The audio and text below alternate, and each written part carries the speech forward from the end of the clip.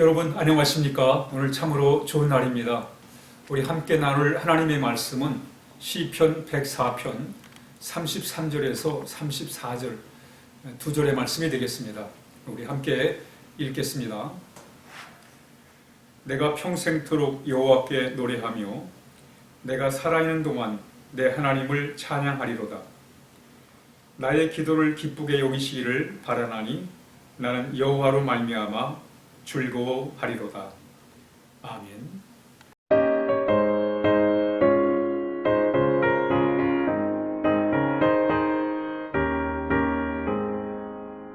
내 영혼에 비치니 주 영광 찬란해.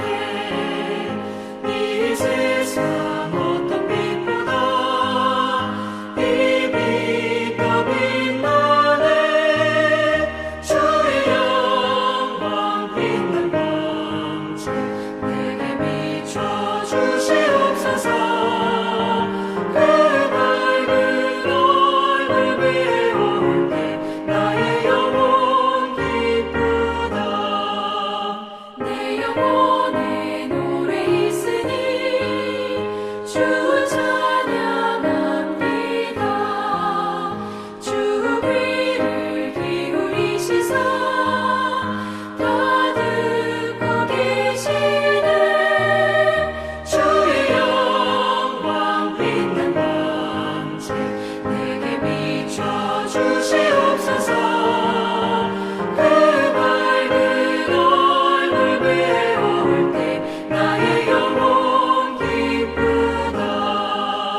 오늘 본문은 시인이 늘 하나님이 기쁨이 되시고 하나님을 인하여 기뻐하는 삶, 또 하나님을 기쁘게 해드리는 그런 삶을 살고자 하는 간절한 소원과 열망을 고백하고 있습니다.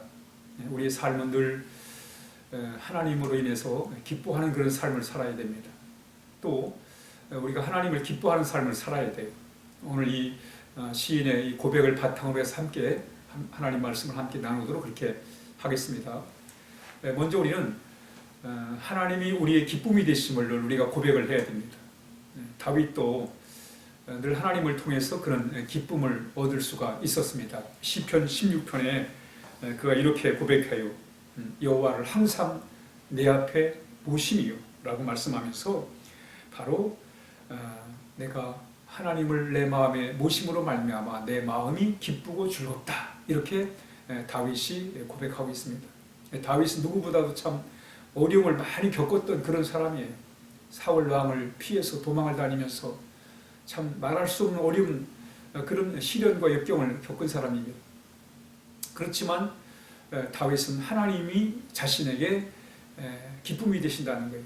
그래서 하나님을 이렇게 의지함으로 인해 가지고 그가 그 어려움 속에서도 하나님을 항상 내 마음의 모심으로 말미암아 하나님께서 나에게 기쁨이 되셨고 나에게 즐거움을 주셨다라고 이렇게 고백하고 있는 것입니다. 무엇보다 우리가 세상 것으로 우리가 즐거움을 찾는 삶이 아니라 하나님으로 즐거움을 찾는 삶을 살아야 됩니다. 여러분, 우리가 세상 것으로 인해서는 참 기쁨의 삶을 살아갈 수가 없어요.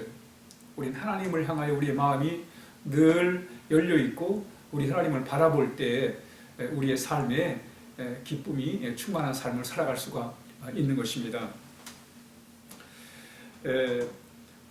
그 하나의 문이 닫히면 다른 문이 반드시 열어주신 분이 바로 하나님이세요. 클레이 브루스는 이런 말을 했습니다.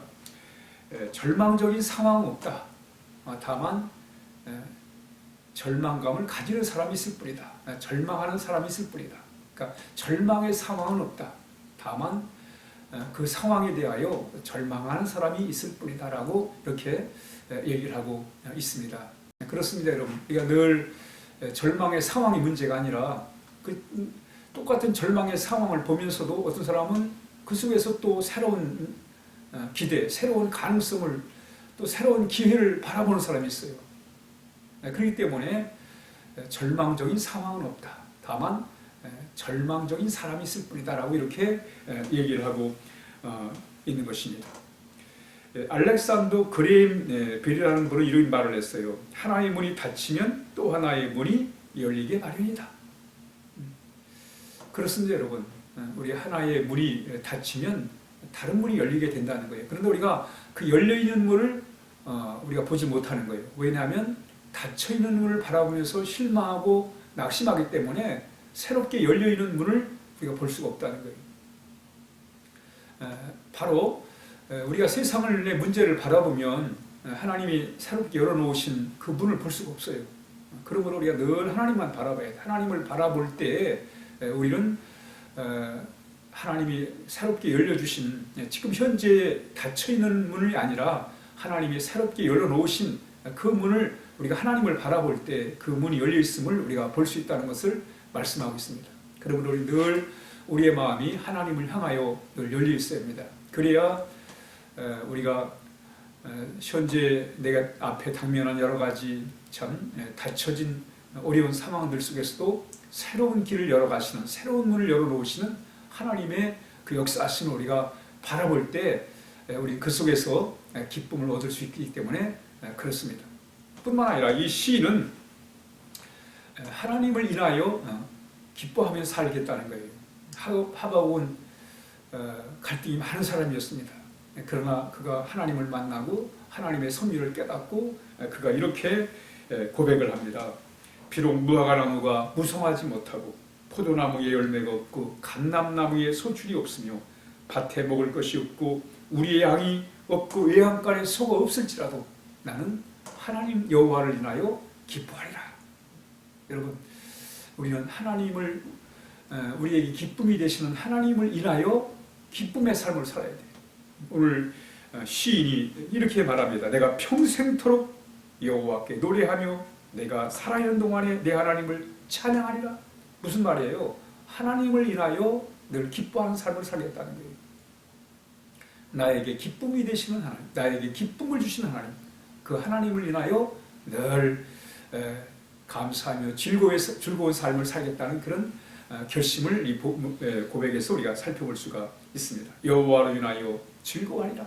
우리 늘 우리의 기쁨이 되시는 하나님을 인하여 기뻐하는 삶을 우리가 늘 살아야 됩니다. 그러니까 하나님은 나에게 기쁨을 주시는 분이지라고 고백할 뿐만 아니라 그 하나님을 정말 내 삶의 참 순간순간 내 삶의 현장에서 그 하나님을 인하여 기뻐하는 삶. 우울하다가도 하나님 생각하면 기쁨이 솟아나야 돼요. 그게 바로 믿음이요, 그게 참 신앙의 길인 것입니다. 마지막으로 오늘 이 시인의 고백은 내가 여호와를 인하여 기뻐하고 즐거워한다는 얘기가 뭐냐면 하나님 앞에 기쁨을 드리는 삶을 살겠다는 거예요. 우린 여러분 하나님의 기쁨이 되어야 됩니다. 하나님 우리를 왜 구원하셨습니까? 왜 하나님 우리를 자녀 삼으셨습니까? 우리로 하여금 하나님의 기쁨의 삶을 살도록 하기 위해서 우리를 부르신 것입니다. 그래서 우리가 늘 내 즐거움, 내 기쁨보다는 나의 삶을 통해서 하나님이 기뻐하시는 그 모습을 우리가 생각하면서 하나님이 기뻐하시는 그런 아름다운 삶을 우리가 살아야 됩니다. 로마서 12장 1절에 너의 몸을 하나님이 기뻐하시는 산 제물로 드리라 이렇게 말씀합니다. 하나님이 기뻐하시는 제물로 하나님 앞에 우리의 삶을 드리라는 거예요. 뿐만 아니라 로마서 12장 2절에 너희는 이 세대를 본받지 말고 오직 마음을 새롭게 함으로 변화를 받아 하나님이 기뻐하시는 그 뜻을 분별하며 살아가라는 거예요. 여러분, 우리에게 기쁨이 되시는 하나님, 그 하나님을 인하여 우리가 기뻐할 뿐만 아니라 우리는 하나님의 기쁨이 되어야 돼요. 하나님께 기쁨을 드리는 그런 삶을 우리가 살아갈 때 바로 그것이 복된 삶이요, 그게 바로 행복한 삶이 되는 것입니다.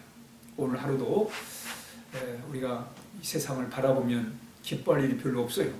그렇기 때문에 우리가 하나님을 바라봐야 돼요. 그리고 우리에게 기쁨을 주시는 그 하나님을 바라봄으로 인해서 우리는 늘 여호와로 인하여 기뻐하는 삶을 살아야 됩니다.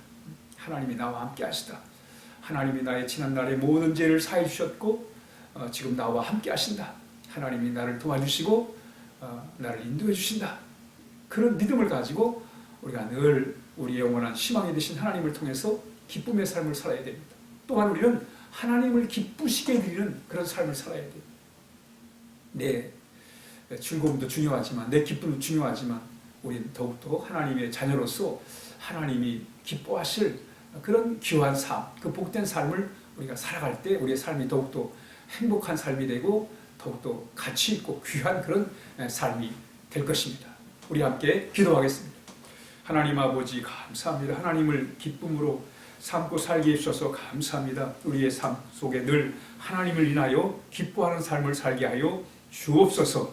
뿐만 아니라 하나님을 기쁘시게 해드리는 그런 귀한 하나님 삶을 살도록 늘 인도해 주시기를 원합니다. 오늘 하루도 하나님의 기쁨이 되어 살아갈 수 있도록 인도하여 주옵소서. 예수님의 이름으로 기도하옵나이다. 아멘.